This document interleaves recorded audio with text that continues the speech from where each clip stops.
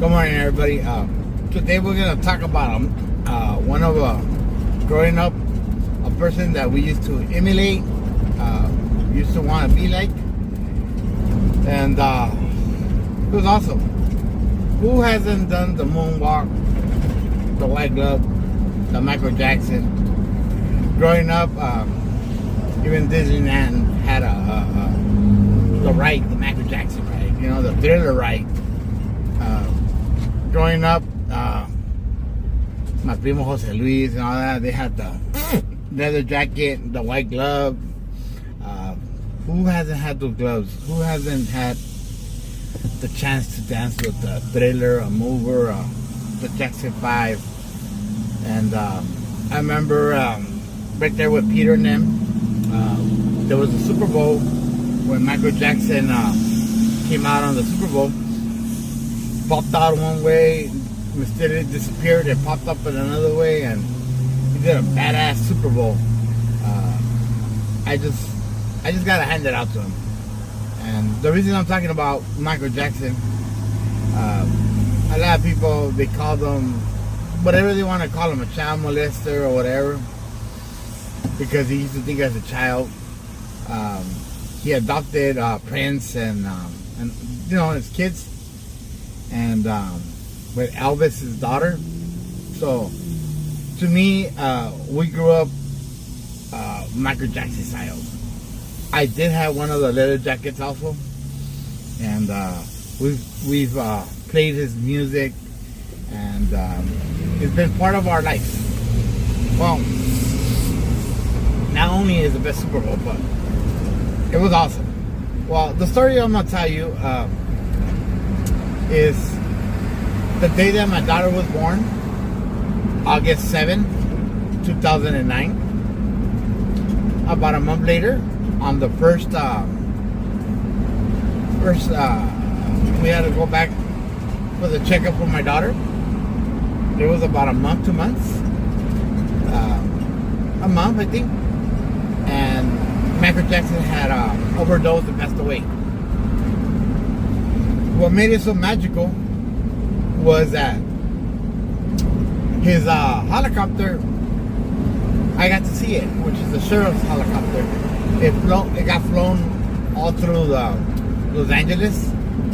It reminded me a lot of OJ, The Chase, but this was Michael Jackson's his last chance to be in LA. He was from LA, and they gave him a badass last chance to be in LA. In the Staples Center, they had Michael Jackson with the hologram, and also my daughter was born. You know what I mean? So the day that I was right there in General Hospital, everybody knows that the morgue is right there. Everybody that's gonna die in LA is gonna have to go through that morgue. That's where they pronounce you dead, and that's where you get all the certifications and stuff like that. Right next to that is where I was born. That was Women's Hospital, and everybody's driven through the morgue. Everybody knows where it's at. But that time, Michael Jackson landed.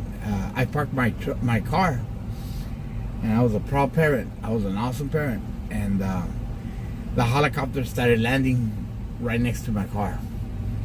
I don't have exactly a picture because I was still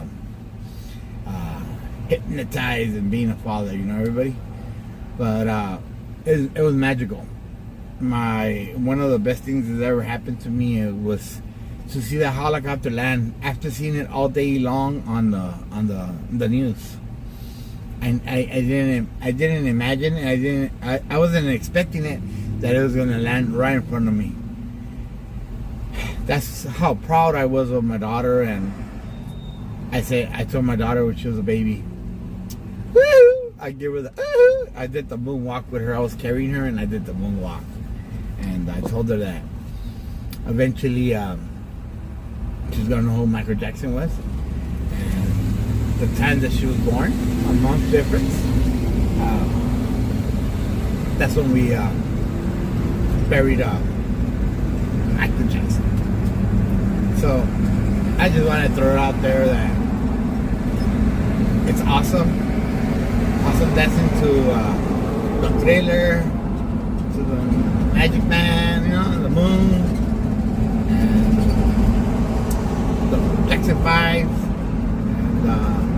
And, it's a privilege, everybody. We come from all sorts of backgrounds in our lives, but we all integrate with each other, and it's the best thing about LA. Everybody, thank you guys for hearing me out. And you, Vanessa, it was magical. I still remember the helicopter.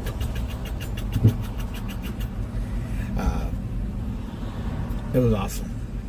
And I was barely learning how to put you in a car seat. I was still trembling. I was still there, mija. And I'm grateful and thankful in every way that you're my daughter. And you gotta learn how to moonwalk, baby. Échale, mija.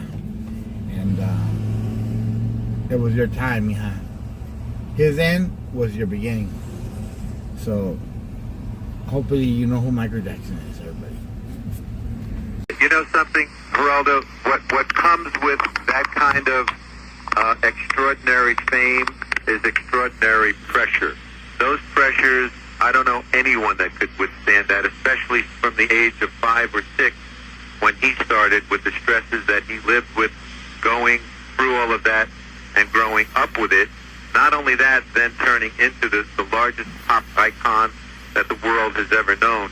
Those pressures would be difficult for anyone to ever live with. Whether it affected finances or yourself physically, all of those aspects. It's amazing to me that he was able to withstand it even this long. I don't know if you're near a television screen, Tommy, but we are watching as the Chopper 5 lands at the coroner's office with the remains of the King of Pop. However he lived, this is a very humble final scene to that story that trajectory that we all witnessed as they take his remains out of the chopper, and our live cameras watch it. Tommy, I have to say, before I let you go, just in the times that I was with Michael and talking to the people who were closest to him during his times of greatest duress, I was extremely skeptical that these British concerts would ever go on. I know that as recently as a couple of months ago, he had not hired a choreographer. The fact that he was, quote unquote, rehearsing in Los Angeles. He hadn't hired any dancers, as far as I know, till 6-7 weeks ago for this incredible series of concerts. Do you think that this final burden helped put him over the top? I think that the pressure of that burden had to be enormous for Michael. Don't forget, being the icon that he is and trying to recreate that once again, I'm sure it put an inordinate amount of pressure on him that, would be difficult for anyone to bear, And the only thing that I hope is that everyone would at least give him and the family the respect of treating him with as much of the respect that he is really due as one of the greatest creative forces ever, despite the things that may have been in his life or his pitfalls. He deserves that, I think, more than anyone, because he's certainly given all of us so much. Tommy Mottola, the former chairman of Sony Music Entertainment, and a giant in the business in his own right. Tommy, thanks for taking the time to get on the phone. I appreciate it. Thank you, Geraldo. Okay. There is people are saying that this is going to be like when Princess Di died. I don't believe that it will be that kind of roar outpouring, because people are so conflicted, even those who love Michael Jackson. And believe me, because I was part of that world for the period around this latest criminal case, I saw the devotees, I saw the groupies, I saw all the rest of it. And I was actually with Michael Jackson in Times Square not more than 2 years ago. I forgot about it till this second. We've got to get that tape. I wasn't physically with him. He got on the phone. We talked to his fans in Times Square who had gathered there to show their support.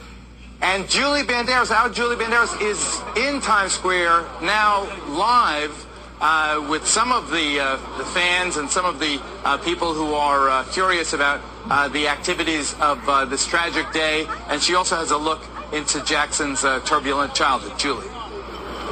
Yeah, Geraldo, first of all, just to give you an idea of some, if you could just pan over here, Paul, just so you can see the masses of crowds that have gathered here in Times Square. Those are actually the ticket booths where people come and buy Broadway tickets. People have been asking me, is there a show in Times Square? What's going on in Times Square? We tell them Michael Jackson has died. Many people, when they learned about Michael Jackson passing away, they came to Times Square for some reason. Perhaps this is because this is the crossroads of the world where people from all around the country, all around the world come to gather here today. Silvio is actually... See